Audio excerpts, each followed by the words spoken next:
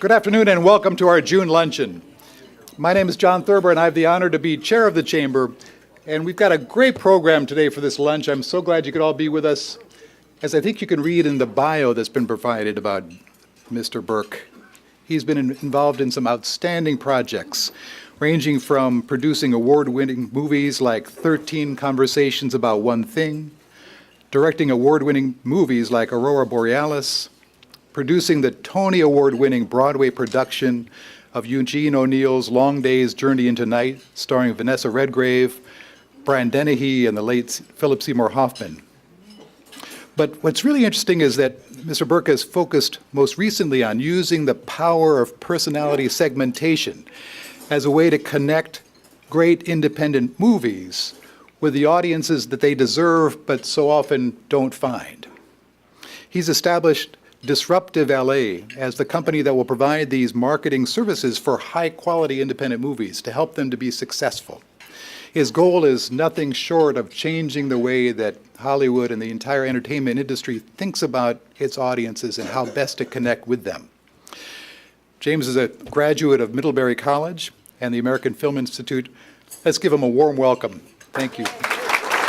Well, thank you, John, very much for this opportunity to speak. I'm afraid I think you said it better than I'm going to say it, so I appreciate it very much.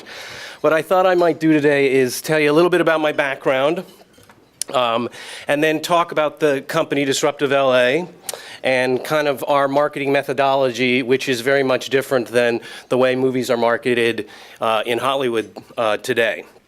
And then I'm going to talk a little bit about a movie we have coming out August 8th. I grew up here in Princeton, and after college I moved to New York City as an actor, studied acting, and I had a classical theater company. After 5 years in New York, I moved to Los Angeles with stars in my eyes. And when I got there, I realized I had only done theater, and I needed an agent to get me auditions, but I didn't have any film or television, so they couldn't see my work. So I produced a play that I acted in. It got me an agent, but more importantly, in retrospect, it got me a couple other jobs producing other plays in small theaters. And then it got me a job directing a play in a small theater. And I turned that into a short film that won awards at film festivals and got me into the graduate program at American Film Institute. Upon graduating, I hooked up with a partner and we started a film production company where our kind of niche was really small budgeted movies that name actors got passionate about and would do in between the big studio jobs. So I was lucky to work with Matthew McConaughey and Morgan Freeman and Billy Bob Thornton and Donald Sutherland, etc. But to be honest, I got a little bit frustrated because we were making quality films and they were winning awards at film festivals, and audiences were responding to it, but they only had modest success. And I don't know how specifically I knew at the time, but I do feel that I know now that it's about the marketing and how marketing is done on film. So 5 years ago, after 20 years in Los Angeles, my wife and I, she was pregnant, and we moved back to Princeton. We moved back because my wife is Swedish, so we wanted to be closer to Sweden, and my father,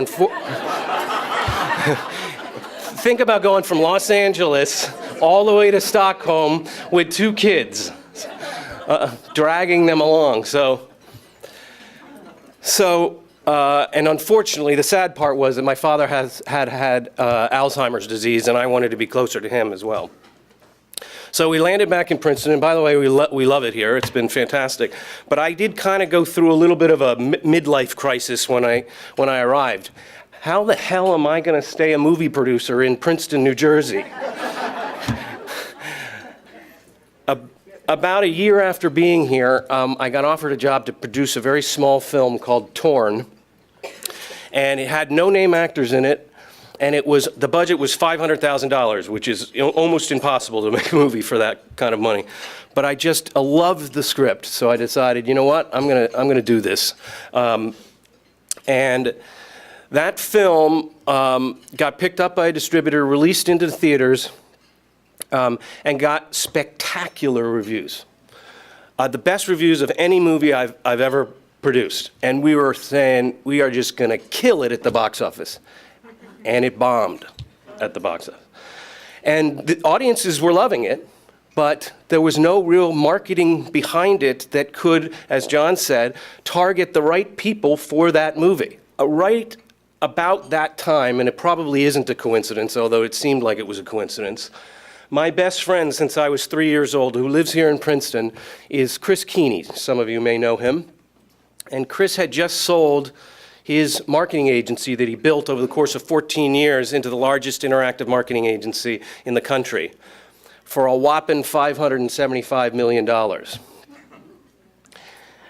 He came to me and said, listen, I'm trying to figure out what my next gig is here, and I've touched with my personality-based segmentation, I've touched all these different verticals and been successful in them. The only one I haven't touched is TV and film. And he said, you want to build a company together?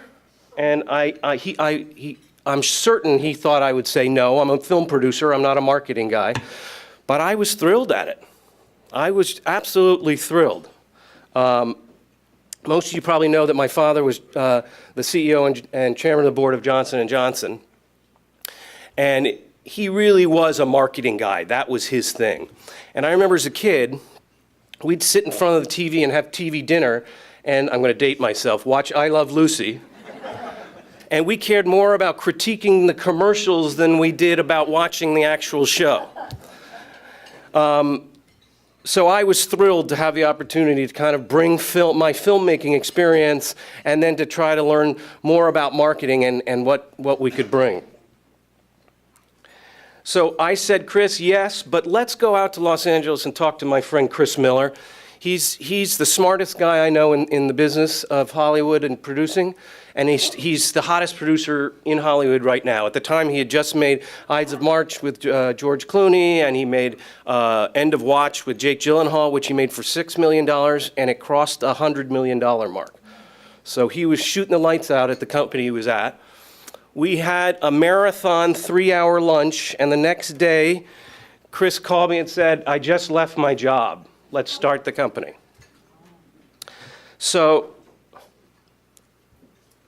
over the course of the last year, we've worked in partnership with Rosetta Marketing to build a film personality-based segmentation.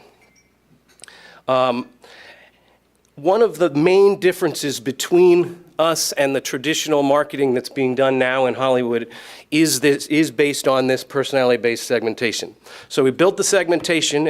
It teased out 5 personalities for film, 2 of which are the most important to us. We call them the advocates and the explorers. They're very different from each other, but they share 3 things in common that are extremely valuable. One is these are people that like to go to movies before anybody else. The second is they like to evangelize and spread word of mouth on movies. They like the feeling of power that comes from that. And third, they're on social media a lot. The traditional way it's done now in Hollywood is through demographics, men, women, young, and old. So I'll give you an example. Let's say it's a chick flick. So the executives will say, oh, it's a chick flick, let's target the 30 to 45-year-old women. That's how they do it. And they also do it the way the big studios do it. So the big studios have a big branded movie like Batman or Spider-Man, and they got $100 million to carpet bomb everybody and get all the eyeballs out there. That model works well, and we're not trying to fix that model. But you might have noticed that over the course of the last, especially 5 years, the studios are starting to make less and less movies because they do only want to be in the blockbuster space. And the problem for the independent films is that they're trying to act in the same way, but they don't have the marketing dollars to hit all the eyeballs. So it really doesn't work. So the vast majority of the movies that get out there really aren't particularly successful because they don't have the marketing dollars to do this demographic marketing. So let me transition here now and tell you a little bit about the movie that we're working on that's coming out in August, because it's kind of a good example of what we're doing. Many of you might remember that after James Cameron, the director of Avatar and Titanic, after he made Avatar, he took 7 years off and with a team of scientists and technical people, engineers, he built a submarine that he piloted down 7 miles down to the deepest place in the oceans in the Mariana Trench in Australia. And National Geographic made a documentary about it, and Disruptive LA is going to market it and put it into 3D theaters. This past December, we did a recruit using the segmentation to recruit for those 2 segments I talked about, the advocates and explorers. We do a phone recruit, and we use a segment-on-the-fly questionnaire. So it's similar to the segmentation, which is hundreds and hundreds of questions, culled down to 12 questions. We recruit those people that turned out to be the advocates and explorers, and that's by they multi-answer questions on this questionnaire, and then that's put into a very sophisticated algorithm called a typing tool to type these people out and find the advocates and find the explorers, and we then invited them to come into theaters to watch the movie and then have a conversation with us.